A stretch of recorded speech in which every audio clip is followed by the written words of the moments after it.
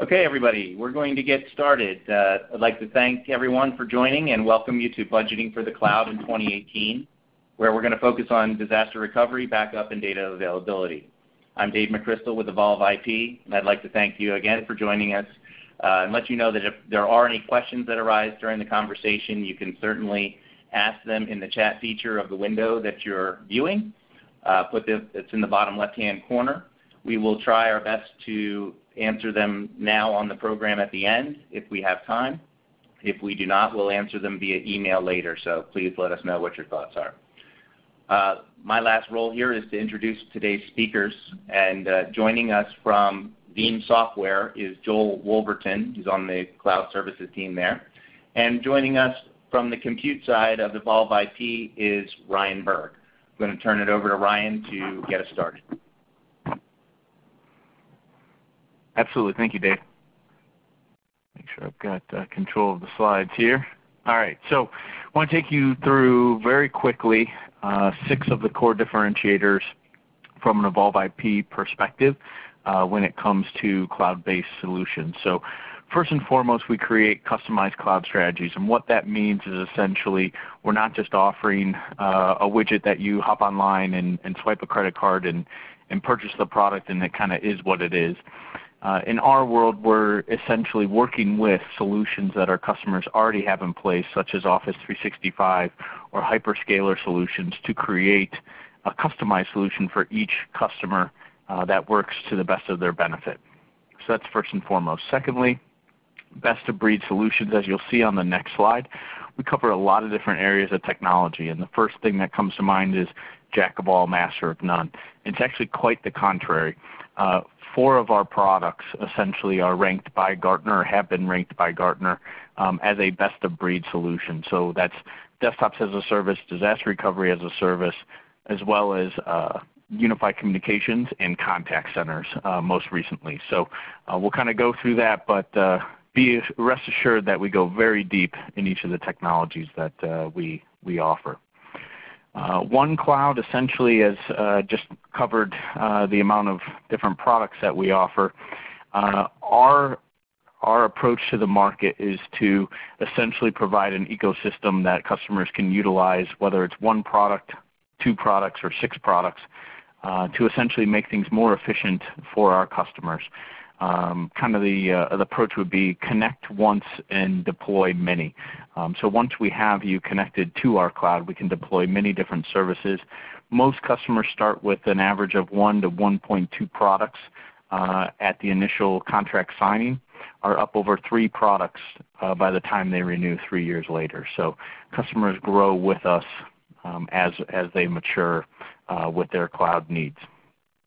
World-class compliant architecture. So we're essentially using Tier 1 providers for all of our infrastructure, and that is from the data center on up.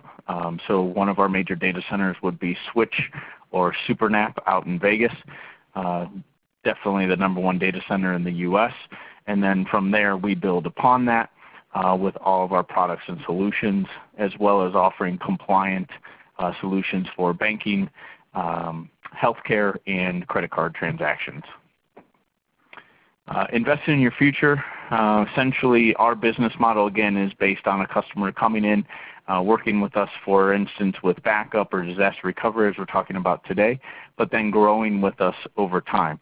The only way we can do that is by providing an extreme level of customer service to ensure that our customers are happy, stay with us, and acquire more services through us. So that's our intent, is to work with customers long term, whereas most of our competitors that would be kind of a one-trick pony, once they've sold you their product, they're kind of off and looking for the next solution, or the next customer, I should say. With us, it's actually quite the opposite. We're assigning more and more resources to our customers to support them. And you'll see that Gartner just came out with some feedback in their disaster recovery review, and really the customers, they speak for that themselves, really talking about customer satisfaction and how far we go to help our customers achieve their goals. Let's see here. So the next slide, this really just gives you a very high level I focus on the cloud computing side, so virtual desktops, servers obviously comes with it kind of naturally, and then disaster recovery solutions. And then on the flip side, or the other side of the aisle, would be our voice solutions that kind of round out that one cloud offering. And then we have many different ways to connect to us: public internet, SD-WAN that is purpose-built for our solutions, or actually utilizing existing MPLS contracts. So I'm going to throw it over to Joel. He's going to take you through the Veeam portion of this, and we'll come back for the budgeting at the end here. Excellent. Thanks, Ryan. I appreciate it. And thanks, Evolve IP, for this opportunity to kind of talk with your partners, customers, and prospects that you have. Just wanted to, those of you who are probably pretty familiar with Veeam from the backup and replication perspective, making sure that your data is available 24/7, 365 days a year. But part of that is just kind of give you an update of Veeam and where we are today. Global company based out of Bar, Switzerland. But as it pertains to the organizations that are leveraging our solutions, we're in over 48% of the Global 2000 and over 70% of the Fortune 500 companies worldwide. Our customers worldwide are definitely growing at a clip of about 4,000 customers per month, so we're over 240,000 customers. Protected VMs are growing and all over the world, so we're almost to 14 million virtual machines that we're protecting.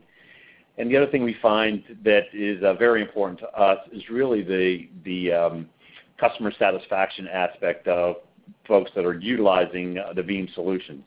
And just kind of give you an overview there that we're 62 points from the Net Promoter Score. It's just a customer satisfaction measurement, but with that, that's 3 times the industry average. So the satisfaction level is high. Likelihood to renew from a contract perspective is high, along with our product features and our sales effectiveness. And the sales effectiveness definitely comes into play when we're partnering with a platinum partner of ours on the cloud space with Evolve IP. So we definitely value their partnership that they have. And we're glad that they asked us to participate in this today, because you're thinking now about budgeting for the cloud. Well, you're not the only one that's out there that's doing that. And with that, I wanted to just kind of give you some data points that came from a study that we had commissioned with the Enterprise Strategy Group. What they do is they analyze on the IT business along with the strategies that are going along in the IT space. This survey was over 1,000 companies that had over 1,000 employees, and we surveyed IT managers, directors, administrators, and the business administrators that are touching the IT space, and we did this in over 24 countries. And what I want to do is just kind of lay out what we found there, and then kind of give it back to Ryan to kind of talk to you a little more about that budgeting and why you want to do that. So, like I said before, you're not the only ones thinking about this, and why is that? Well, there's definitely a cost involved in having your information, access to your information 24/7, 365 days a year. And the demand needs to be seamless so that you can get this information so that your digital experience can be as seamless as possible. If not, there's where the challenges come into play. And this is why you really need to seriously take a look at this from a cloud perspective. Because, yes, it does impact your business if you lose this data and you can't get this data. But it's not just a revenue. It also affects your brand, your bottom line, like I said before. So you need to make sure that you can grab your data anytime, anywhere, anyhow. And with that said, what we call from a Veeam perspective, we call that the availability gap. What does that really mean? Well, first of all, it's very important. 4 out of 5 organizations recognize that they have this availability gap, and nearly 3 out of the 4 organizations recognize that they also have a protection gap. So let's say, for instance, you're backing up onto tape, and you have a failure. Your tape's off-site, and it's going to take you a long time to really build your data back so that your business is running again. and really what does that cost mean to you? And that's a big issue. So 82% of the companies out there that we talked to said, yeah, that is a huge concern, and they need to really take a look at that. It also refers to the difference between the service levels, and it kind of ties back to the tape library. But for instance, the service levels that your business units are looking for, these in your organization, they want to make sure that they can deliver these applications as quickly as possible as the user demands. So it's something that in the IT space, it's a huge concern, and it does keep people up at night. And also, first of all, having the availability of the information, but also protecting that information. And we also find that 77% of the IT folks that we spoke to have a huge concern on really the making sure that your data is protected. And these are two places that definitely Evolve can help you with. Just kind of putting dollars to this. Of everybody we spoke to, downtime definitely does happen. And with the information we pulled together, on an average, it's about almost $22 million worth of lost revenue that is affected whenever they can't get to the data that's needed in a timely fashion. The other thing that they take a look at is 36% of cost increase comes into play. So they look at this every year, and they need to make more decisions on how they can do this more cost efficiently, because that cost is rising for sure. But besides the bottom line, how does the loss of data really affect your business? 48% came back to us and said that there's loss in customer confidence. There's also damage to the brand identity. Even employee confidence is affected, along with really diversion from project resources. I think that there's a lot of folks out there that have backup issues, things of that nature, where all hands on deck to get that fixed, and that definitely pulls them away from other projects that are happening. So there's definitely soft costs and hard costs that are affected if not having your data available 24/7. And just to kind of go a little bit deeper on that, from the digital transformation, it's definitely a real thing. If you take a look at this pie chart, 69% of the enterprise executives that we talk to state that the digital transformation is critical. It's very important to their future. So what do they mean by that? Is they need to leverage backups and replication that are doing on site, but we need to make sure that we don't lose this data, and where should we, the cloud has come into the conversation to make it as efficient as possible. So it is definitely an issue that is very important to critical in the IT space, and talking to the management teams out there. Also, about 3/4 also see that the availability is critical to the success of the digital transformation. So these are things that are weighing on the IT management team on a daily basis, and this is something that Evolve can definitely help you in leveraging the solutions that Beam has to be able to get this taken care of. So getting to the just kind of going further on that, the ability is definitely a stumbling block. Enterprises definitely state that the digital transformation is something that hinders them, and they have unplanned downtime, and they want to make sure that they have the sufficient application availability. And this is where Evolve IP can definitely help you with. What does that mean to you? Well, you need to take a look at it a little bit closer, right? It's really, how do you as an enterprise address these challenges? A couple of points here to bring out is, let's say that you do have a availability gap. You need to test that to make sure that that is not an issue. So solutions that Evolve have, leveraging the Veeam capabilities, can help you with that. Also, taking a look at your SLAs. If your downtime's out there, that could definitely be a loss to the bottom line.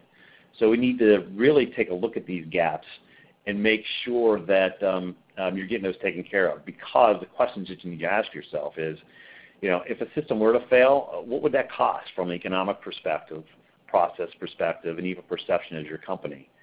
And if it's something that is a challenge, you definitely need to look to deploy these availability solutions that can deliver the 24/7 type of solution. So These are things that are definitely important.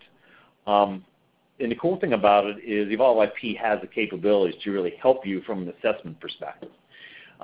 Take a look at what's going on in your infrastructure. How can you take a look at the usage metrics that are out there? Is this within your SLA? It also measures the disk consumption, storage planning, resource forecasting, aging data stores, and the other three that we have there of underperforming hardware, quick sizing, and environmental blueprint. These are things that Evolve can definitely help you with, the tools they have to make sure that you're as healthy as possible from an IT perspective, to have the uptime that you need to run your business effectively.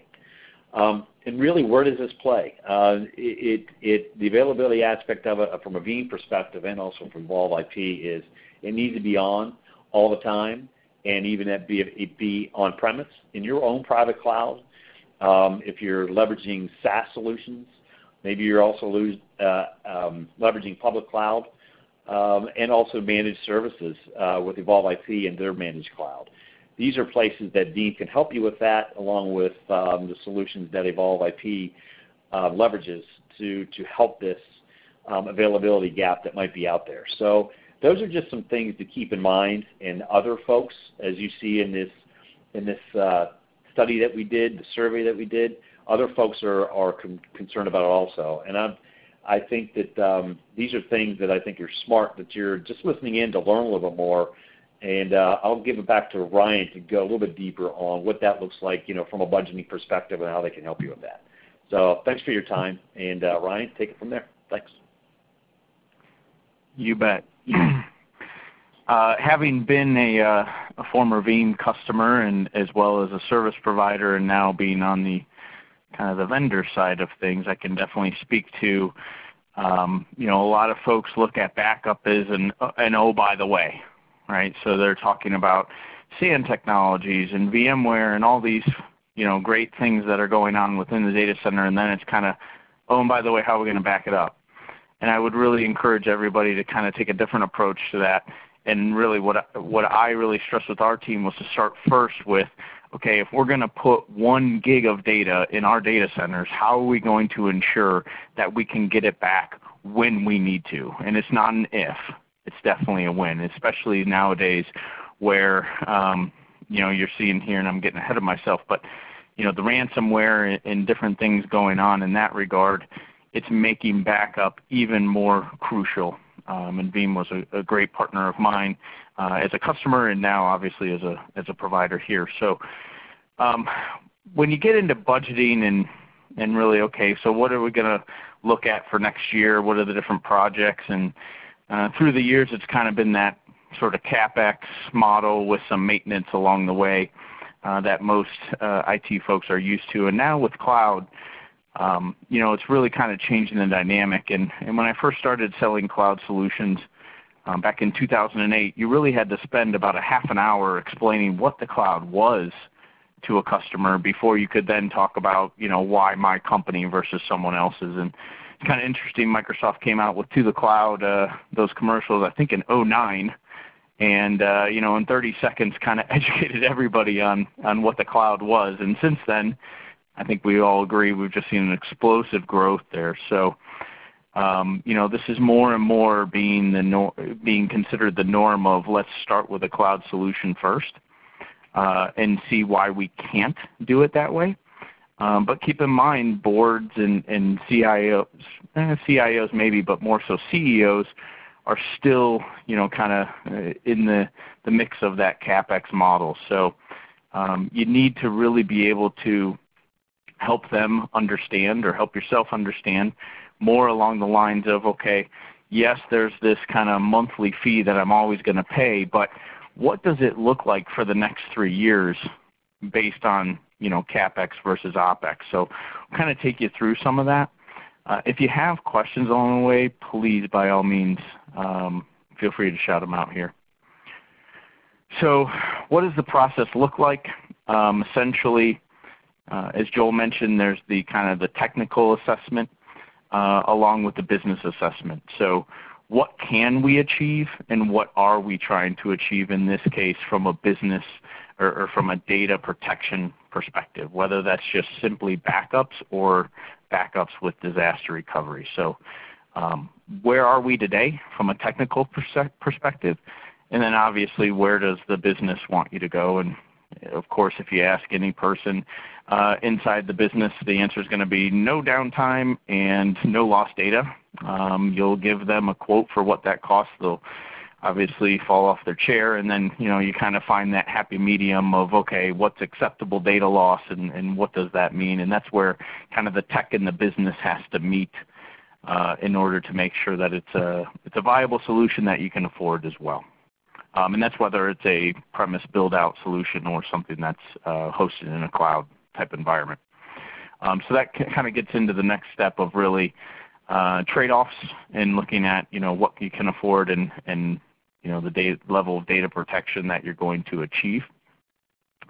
And then finally, really where I see in the tech space and frankly in my job, right, my interests are vested with your interest of trying to get your budgets achieved or approved, I should say. So where I see kind of the shortfall here is not being able to speak to the business in kind of in a business case or in a business manner.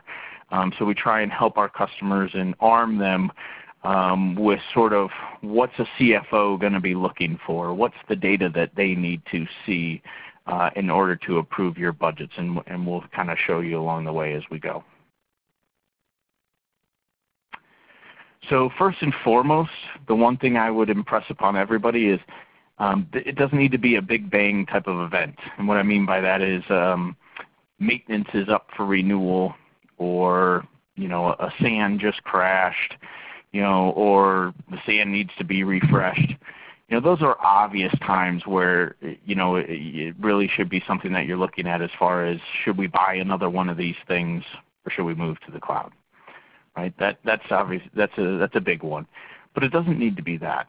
And oftentimes there's ways that we can justify our solution, whether that's our cloud or someone else's cloud. Again, this is more so along the lines of just trying to help you with cloud overall, not necessarily Evolve IP. But there's ways to justify those things in cost savings or putting costs in different buckets that can help you along the way. So that's more on the financial side of things, and then you get into the qualitative side of things, which is, today we can only back up and recover, here's our RTO, recovery time objective and point objective. Today, what are we going to achieve tomorrow? We have a business case coming up where we essentially had a client who was purchased by a private equity firm looking for ultra growth, and they wanted them to get their DR kind of straight and kind of level set before they started that growth expansion. So again, there's different qualitative things that you may or may not need to achieve along the way as well that can be put in here also. So what does this look like? Really from an Evolve IP perspective, we start with that quantitative type of approach. So it's kind of like going to the eye doctor. Better A or better B? And A here on the left-hand side is essentially the premise costs that we work with our clients. Is kind of an eye chart here, and we would go through this with you in much more detail. But we work with our clients to essentially not only talk about, okay, well, I just bought a SAN a year ago.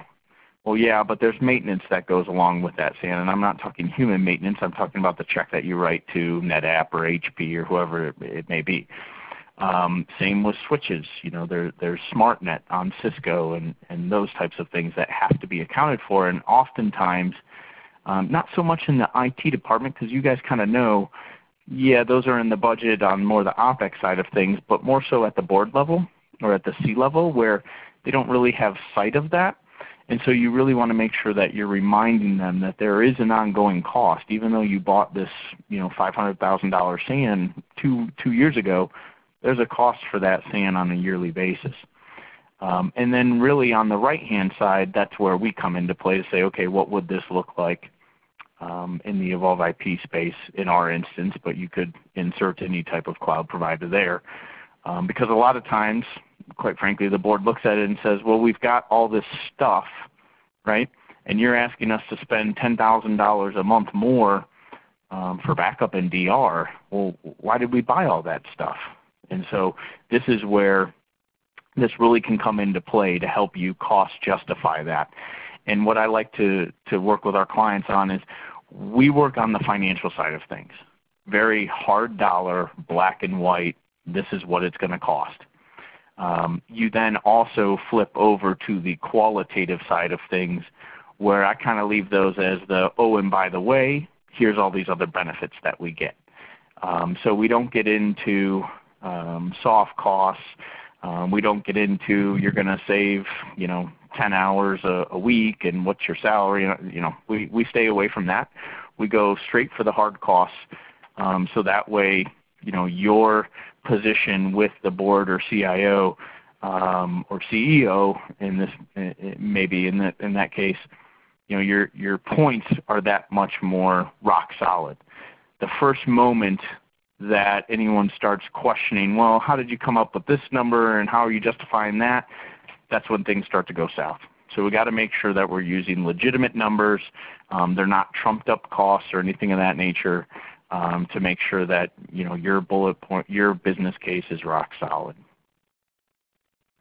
Okay, so let me take you through a couple of examples, case studies here. So this is an online medical retailer. This is actually the company that was backed by a PE shop, a private equity firm that essentially came in and said, here's a bunch of money now, grow like crazy. And by the way, because you are an online retailer, we're not really that thrilled with your DR stance the way it is today. So you guys got to get your house in order so that you can support that scalability.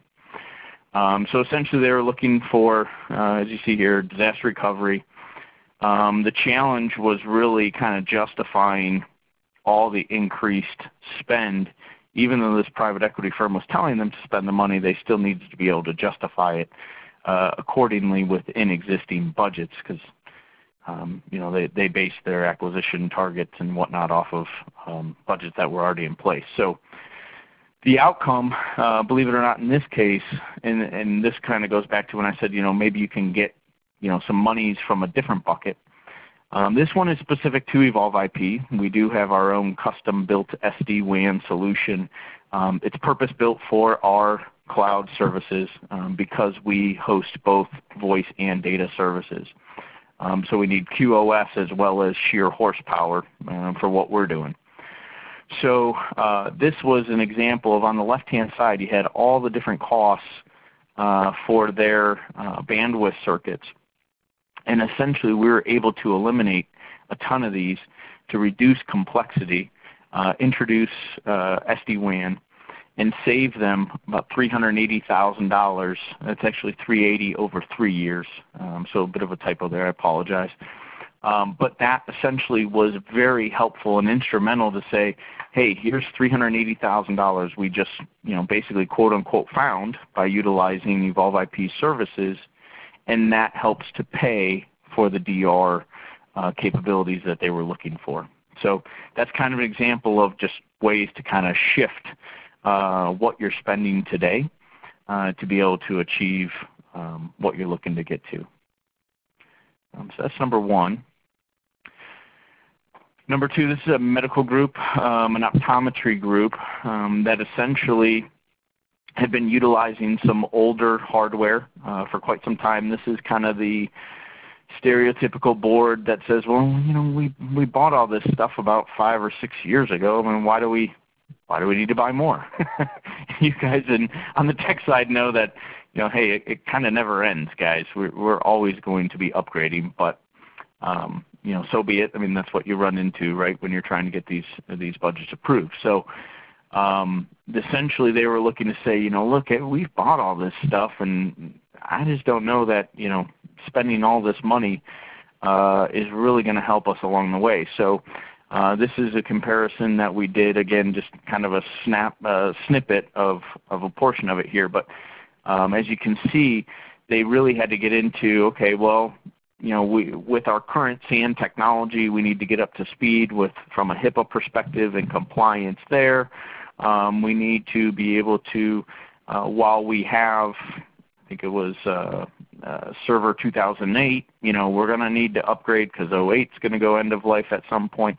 There's a lot of things that go into play that are going to come into play, I should say, over the next 3 years that you really have to think about and kind of forecast in order to then look at what a cloud service is going to provide you with. So it's not necessarily about what you have today or what you're spending today. It's more so looking at over the next 3 years, what is this going to look like? And it provides you with the ability to go to a board or a CIO or whoever the case may be and say, literally, which path do you want to take?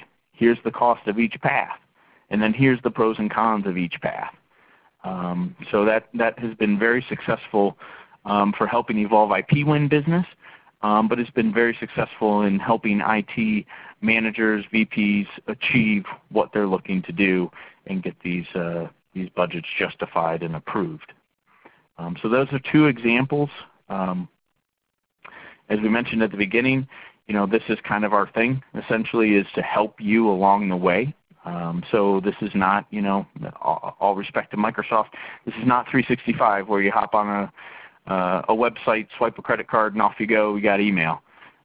We are helping our clients justify moving to the cloud for their Tier 1 infrastructure, and we're helping them with these types of comparisons in a very, I should say, fair way. So this is, if you all remember, VMware came out in about 2002 when they started to really pick up steam.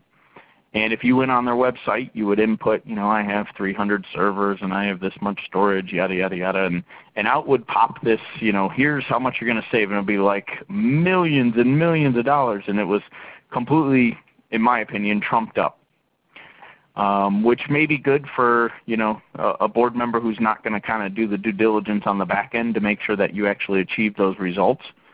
In our case, these are actual numbers that we go out, we research, we help you essentially look under whichever rocks you need to in order to find those monies to frankly justify our solution. So that's really kind of an overview of that budgeting process. Wanted to open it up to the floor to just understand what questions might be out there, or kind of go deeper if you want to as well. Hey Ryan, it's Joel. I just kind of the way you kind of ended up here, if you will, from a assessment standpoint, and really to have a consultative discussion.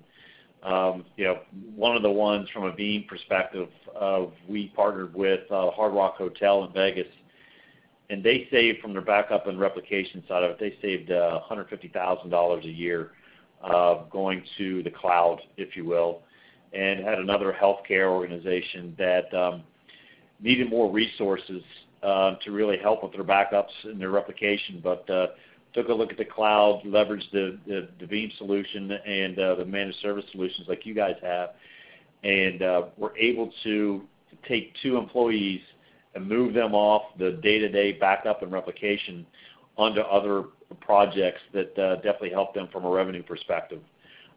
So my point to that is, I think a consultative approach is best, right? To your point, instead of getting online and filling out a survey and saying, "Oh, you're going to save millions and millions of dollars," let's get to your business. And I think that's where definitely you guys shine to have that consultative type of discussion on what makes the most sense for certain organizations. So those are very useful tools.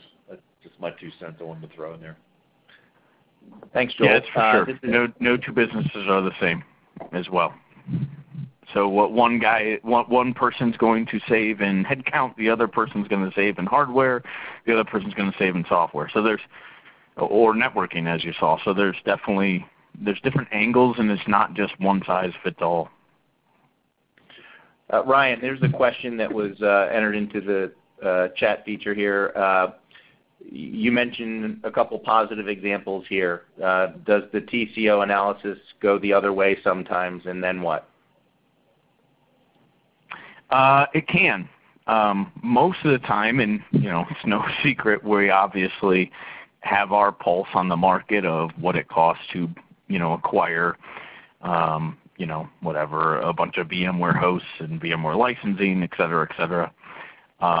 So, we obviously from our pricing methodologies are cognizant of that and looking to stay ahead of that. But there definitely are times where this does not work. I'd say I would break them into two major categories. The first being design. So let me just make it really simplistic. If I'm looking at backing up, smaller shop, let's just say 40 servers, or I'm going to host these 40 servers at a colo, could I buy a bunch of standalone hosts and not have a back-end SAN and basically not have vMotion and HA and all those things that VMware brings to the table? And could I achieve hosting servers from a colo? Absolutely. And it would be a heck of a lot cheaper than at Evolve IP. Or could I build my infrastructure on a single switch at the core as opposed to redundant switches? Absolutely. That's going to save you money. But that kind of goes back to the business and the qualitative side of things. Is you definitely could do all of those things and achieve a lower TCO than by having us or any other cloud provider do it. But now you're sacrificing on the quality side of things. And so you can't go back to the business and say, yes, I can achieve this, and yes, I can achieve that. So that's kind of the design side of things. The other would be more along the lines of what I would call the brand side of things. So, we buy EMC, Nimble, or now HPE, SAN infrastructure. We buy Cisco UCS hardware. We're in a Tier 4 data center on each side of the coast, or each coast, I should say. So, could you go out to Best Buy and buy a very inexpensive NAS device and back up to that USB device and put it in your car every night and swap it out? Sure, it'd definitely be cheaper.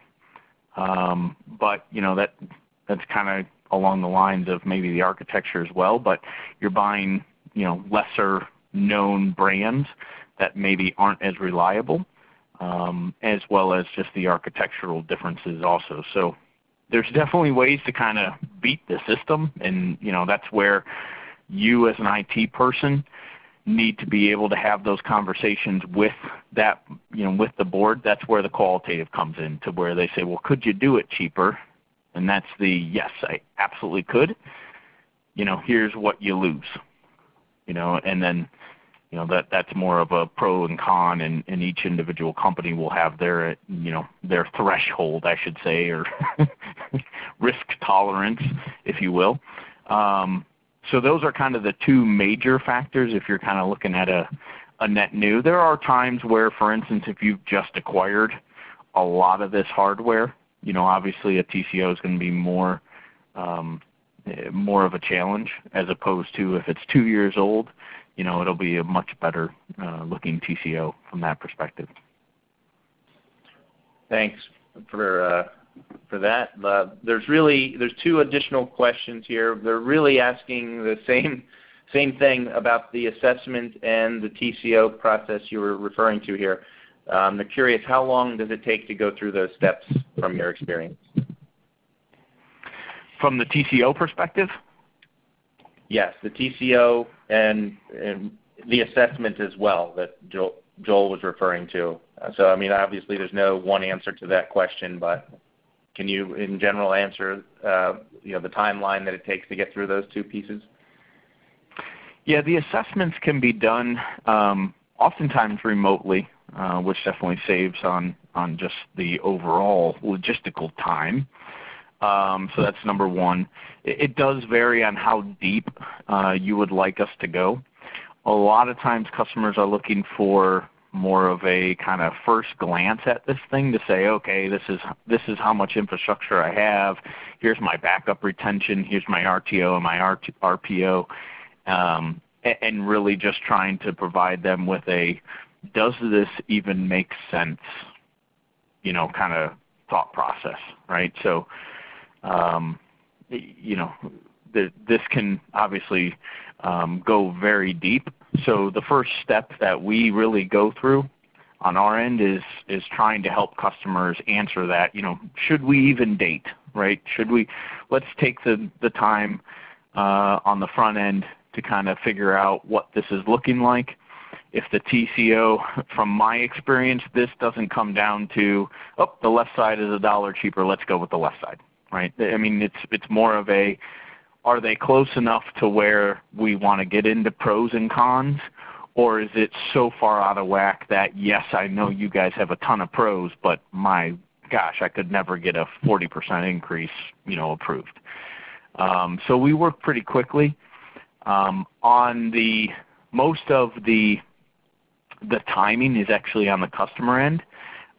We have been a VAR in the past. We work with a lot of VARs and just industry experience. If you had come to us and said, I just price this out as if I'm buying everything new, we can do that in, a day. But a lot of times customers are coming to us with, well, I have a SAN and it's 1.5 years old. Okay, so you need to go back and figure out, how much maintenance do you have left and what's your maintenance going to be when it's up for renewal. So it's kind of that homework phase, and that's more so on the customer side of things because, again, going back to that VMware example, we are not here to give you trumped up charges and tell you it's going to be billions of dollars to do everything on-prem.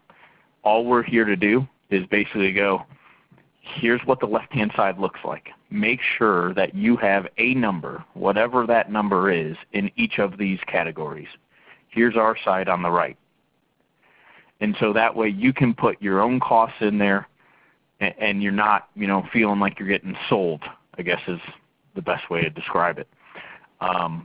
Or some customers do come to us and say, I don't know, just give me your best guess. So that way, obviously that homework assignment can be pretty extensive depending on how much infrastructure you have. So we do have customers that ask us to, basically tell them what the prem solution would cost.